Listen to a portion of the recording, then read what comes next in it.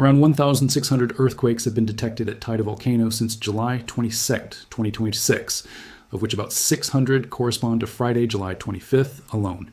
And not one of them was a mainshock. Because there was no mainshock. That is the signature of a swarm, and what makes this one worth understanding carefully is not the raw number of earthquakes. It is the pattern those earthquakes are revealing about what is happening 10 to 15 kilometers beneath one of the most visited volcanoes on the planet. Let's put those numbers somewhere you can actually feel them. The earthquakes are located in the western area of Las Cañadas del Teide, at depths between 10 and 15 kilometers, where this type of activity has been usual in recent months. During Thursday, the IGN manually located 191 earthquakes, and this Friday, up to the time of preparing the report, another 122 with a maximum magnitude of 1, 6 mpLg. That maximum magnitude of 1.6 on the local scale is roughly the energy of a heavy book falling off a shelf, felt from several miles away, if you could feel it at all. Nobody in Tenerife felt any of these earthquakes. They were detected entirely by instruments. The swarm of repetitive events that began on the night of July 22nd ended around 3 p.m. on Thursday. Subsequently, at 11:30 p.m., a new family of low-magnitude repetitive events began, which lasted throughout the following period. One swarm ended, another began within hours. That pattern of starting, pausing, and restarting is itself one of the most informative things about what is driving this activity. And understanding why requires understanding what kind of geological machinery operates at this specific depth beneath Teide. Welcome to John's Global Guide. Let's walk through exactly what is happening down there. To understand why 1,600 earthquakes beneath a famous volcano is genuinely interesting rather than genuinely alarming, you first need to understand what kind of earthquakes these are. Not all earthquakes are the same, and the classification matters more than the count. A hybrid seismic swarm was recorded in Tenerife from 1834 to approximately 23 hours LT on July 3, 2026, according to Invulcan. Invulcan's most likely hypothesis is that the swarms are associated with the injection of hydrothermal volatiles of magmatic origin into Tenerife's hydrothermal system. Hybrid events. That specific word carries precise scientific meaning. Each hybrid earthquake carries two signatures layered on top of each other. First, the sharp sudden snap of solid rock breaking under stress. Second, immediately after, a longer resonant hum, almost like a struck bell fading out. That second signature is the critical part. It is the sound of fluid moving through cracks, not magma physically forcing its way upward toward the surface. Fluid, hot water and gas, moving through the existing fracture network that permeates the rock at those depths. A regular tectonic earthquake looks like a single sharp spike on a seismogram that dies almost instantly. A hybrid event looks like that same spike followed by a long decaying tail, like a plucked guitar string still ringing after your finger has already left it. Seismologists read that tail the way a doctor reads a heartbeat on a monitor. The shape tells them what kind of material the wave passed through. A tail this long and this consistent, repeated across hundreds of events, points toward fluid-filled cracks resonating, not solid rock shattering under the pressure of rising magma. In terms of depth, the various analyses place these swarms between 7 and 10 kilometers below sea level, with some events reaching depths of 12 and even 15 kilometers in the Villaflor de Chasna and Guia de Sora area. This range is consistent with previous episodes documented in October 2016, June 2019, June and July 2022, November 2024, August 2025, and the multiple pulses recorded in February 2026. That list of dates is the most important piece of context in this entire story. October 2016, June 2019, June and July 2022, November 2024, August 2025. The multiple pulses of February 2026, and now July 2026. Invulcan identified the episode of July 3rd, 2026 as the 14th hybrid event swarm detected in Tenerife since October 2nd, 2016. The current sequence beginning July 22nd brings the running count higher still. 15 or more separate episodes, same neighborhood beneath the western sector of Las Cañadas del Teide, same depths, same waveform characteristics, same pattern of hybrid events, none of them escalating into anything beyond what they were at the time. That repetition, more than any single earthquake count, is the real story. This specific piece of rock has been doing this regularly for nearly a decade without ever proceeding further than clearing its throat. Invulcan describes the current sequence as part of the largest volcanic noise recorded in Tenerife since 2016, a persistent background of low-level seismic and hydrothermal adjustments beneath Teide. Low-frequency and hybrid signatures reflect interaction between gas and liquid phases at depth, rather than brittle failure caused by magma migration. Now, let's understand the physical system that produces this behavior. Picture the volcano not as one single hollow chamber waiting to erupt, but as a layered structure with two distinct zones. At the very base sits the magma system. deep, heavy, and for now mostly quiet. Above it sits something far less discussed, but just as important to the story: a hydrothermal system. A vast fractured network of hot water and gas trapped inside the rock like steam pushing against a stone wall full of hairline cracks. Every time pressure builds in the deep system, every time the magma releases gases upward, those gases and hot fluids inject into the overlying hydrothermal layer. The fluids push against the fracture network, cracks open and snap shut. Some cracks resonate as fluid surges through them. Each of those events registers on a seismograph as a hybrid earthquake. This is not a single fault slipping under accumulated tectonic stress. It is a plumbing system redistributing pressure. And the reason it produces swarms rather than a clean mainshock-aftershock sequence is exactly because plumbing systems behave differently from fault systems. A fault under stress eventually breaks all at once, releasing that stress in a single large event, followed by smaller aftershocks as the fault settles. A plumbing system under pressure can vent a little, pause, vent some more, stop, start again. The restart of a new swarm family at 11:30 p.m. on Thursday after the first family ended at 3:00 p.m. is textbook plumbing behavior, not fault behavior. Experts from the Canaries Volcanological Institute reiterate that the seismic activity does not indicate an imminent eruption. Their leading hypothesis is that the swarm was caused by gas emissions from magma accumulating in the island's hydrothermal system, not by magma rising towards the surface. A series of 3 seismic swarms in just a week at Las Cañadas del Teide places volcanic activity on the island a small step further, according to Ida Dominguez, director of the National Geographic Institute in the Canary Islands. He stressed that the rise in low-magnitude seismicity does not change the probability of an eruption in the short or medium term. We are seeing more activity, but the likelihood remains the same, he said. For the risk level to shift, earthquakes would need to be felt by the public, typically from magnitudes of 2.5 MB/LG upwards.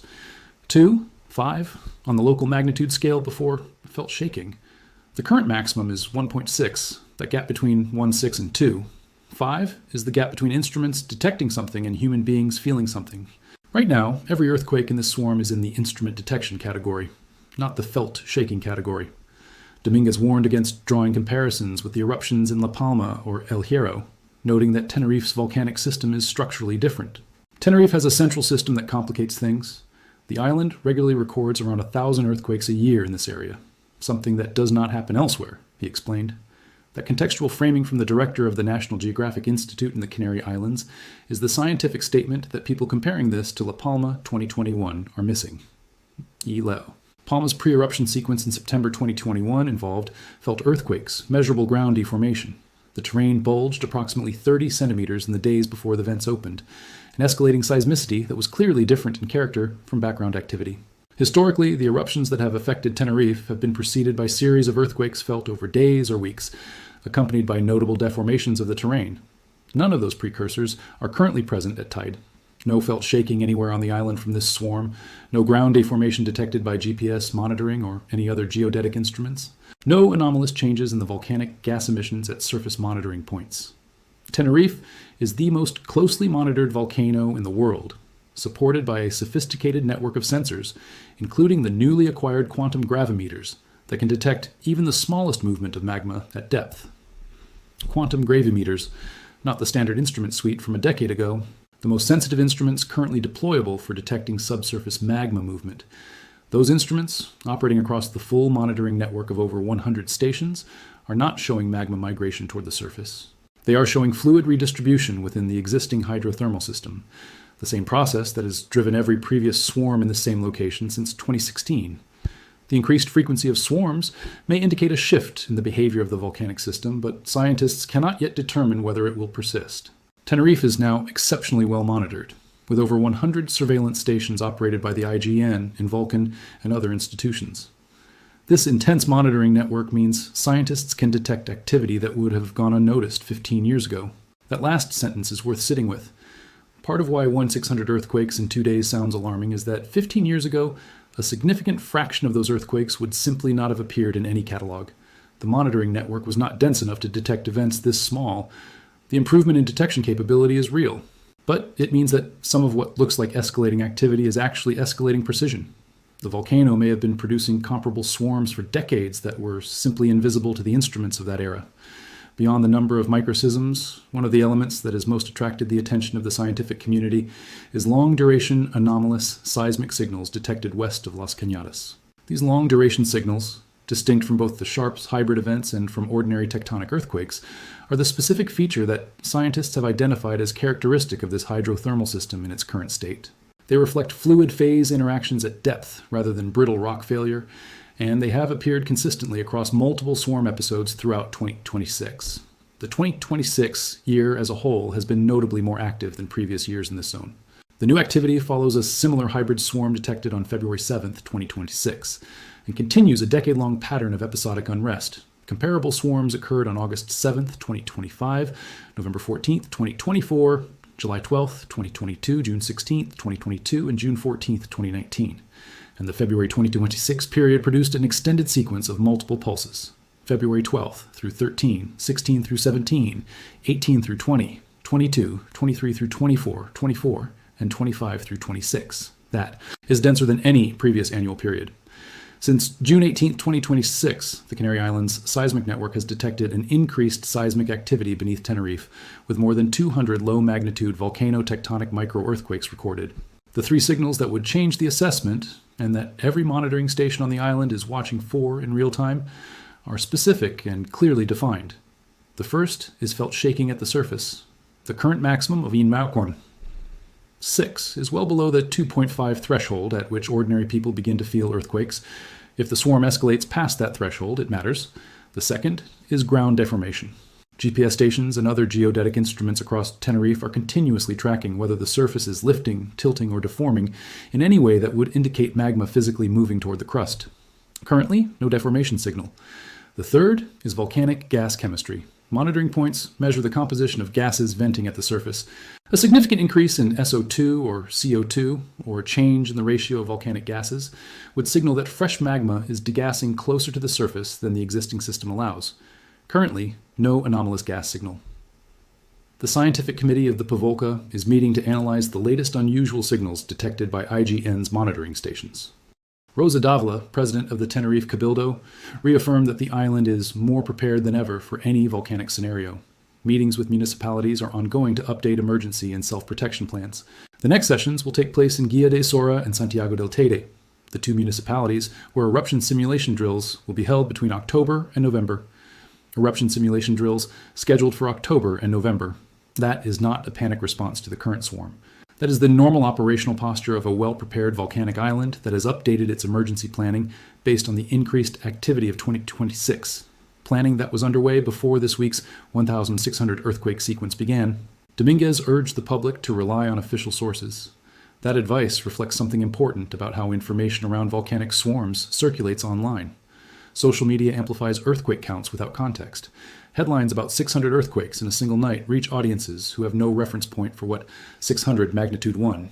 6 earthquakes actually feel like in practice, which is to say, they feel like nothing because they are undetectable without instruments. The rock beneath Teide moved 1,600 times in 2 days. The largest of those movements carried the energy of a book falling off a shelf. None of them were felt by a single person on the island. All of them were detected, cataloged, and analyzed by a monitoring network described as the most advanced volcanic surveillance infrastructure ever deployed on Tenerife. And the conclusion of that monitoring network, confirmed by the scientific committee that met specifically to analyze this data, is the same conclusion that has followed every previous swarm in this zone since 2016.